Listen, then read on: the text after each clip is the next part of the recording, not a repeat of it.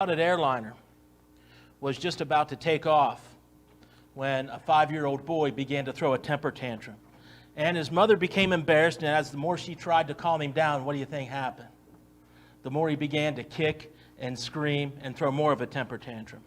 And suddenly, from the rear of a plane, this Air Force general slowly walked up the aisle. He stopped at the little boy, and he nodded at the mother. And he leaned down quietly and began to speak to the boy. He kind of motioned towards his chest. He patted the boy on the head, and then he just quietly walked away. And as if by magic, this little boy that was just throwing a temper tantrum suddenly calmed down, got in his seat, and fastened his seatbelt.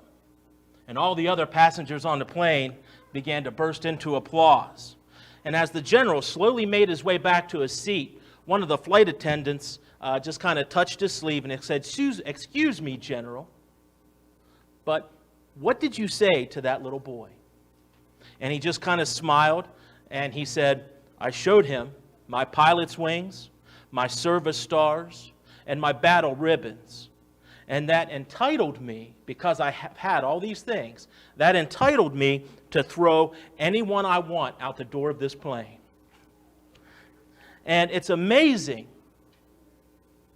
how people will listen to somebody with the right kind of authority and who can back up that authority with proper credentials.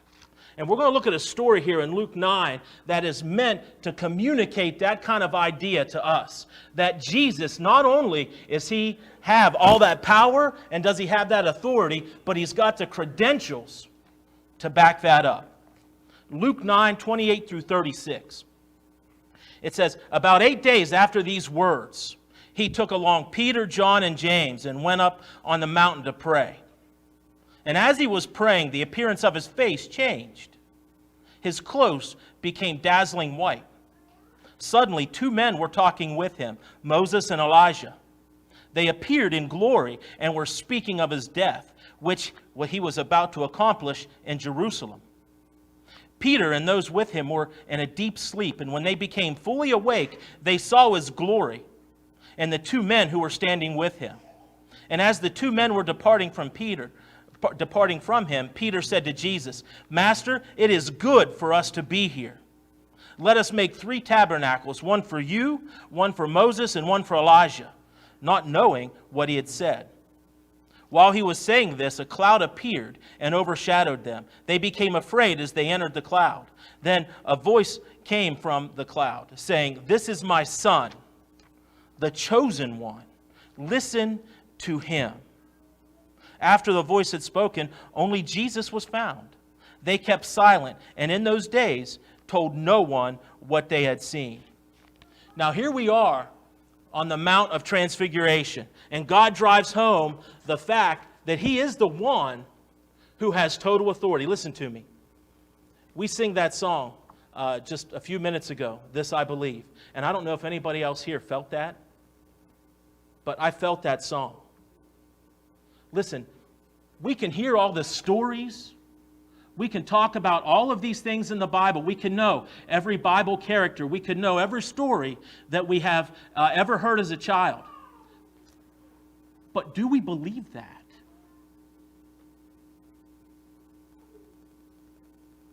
Do we believe that God is truly 3 in 1? Do we truly believe in the name of Jesus? Do we truly believe that? Do we believe that Jesus is more than just a man that came to do these great and wonderful things? Do we believe that he is truly the Son of God that came to this earth and walked this earth in the flesh? Do we truly believe that? Because I'm going to tell you something. Here in this story, Jesus takes these 3 fellows with him and they go up to the Mount of Transfiguration. And with what they saw, Jesus was telling them, you better do more than believe.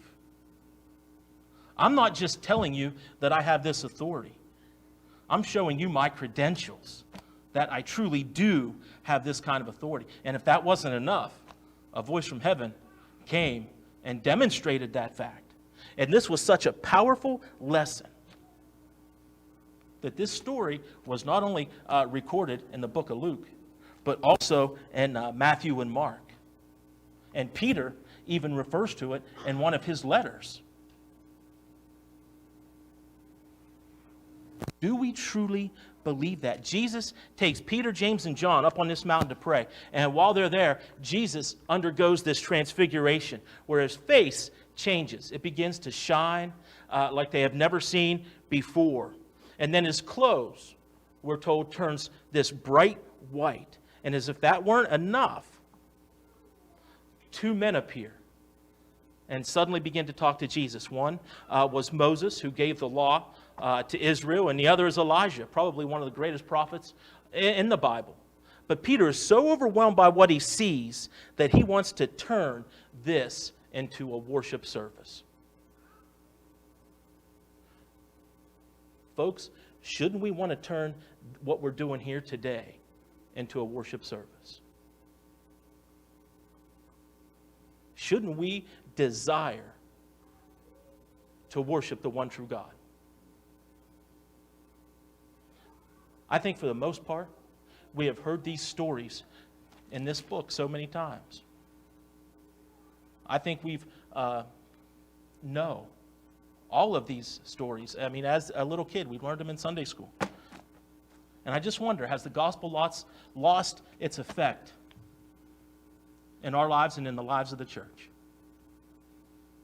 Have we become so cold and so complacent that we no longer want to worship the one true God? We just kind of want to show up to church on a Sunday morning. We want to go through the motions, sing some songs, and then hurry up and get out the door at noon.